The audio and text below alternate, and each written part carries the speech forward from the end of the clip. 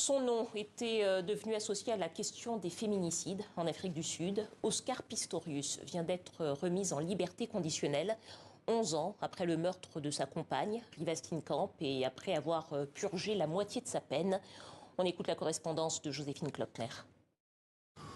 Oscar Pistorius est sorti tôt ce matin de la prison où il purgeait sa peine à Pretoria, loin du regard des caméras. C'est un communiqué succinct des services pénitentiaires qui a confirmé qu'il était arrivé chez lui, c'est-à-dire chez son oncle, où il passera le restant de sa peine. Après avoir purgé la moitié de ses 15 ans d'emprisonnement, il était devenu, selon la loi sud-africaine, éligible à la liberté conditionnelle, une libération à laquelle a décidé cette fois de ne pas s'opposer la mère de la victime, June Steenkamp, comme nous l'explique son avocate. June se sent entendue.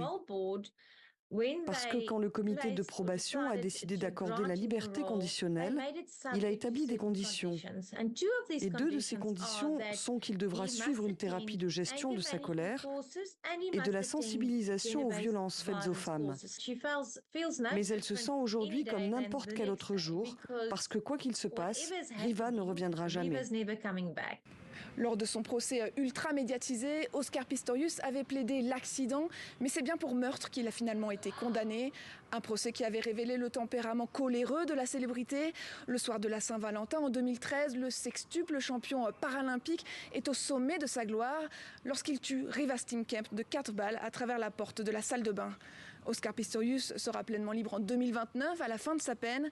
Mais pour June Steenkamp, qui a aussi perdu son mari en septembre, il s'agit maintenant, je cite, de vivre ses dernières années en paix, bien que pour sa part, elle s'estime condamnée à vie.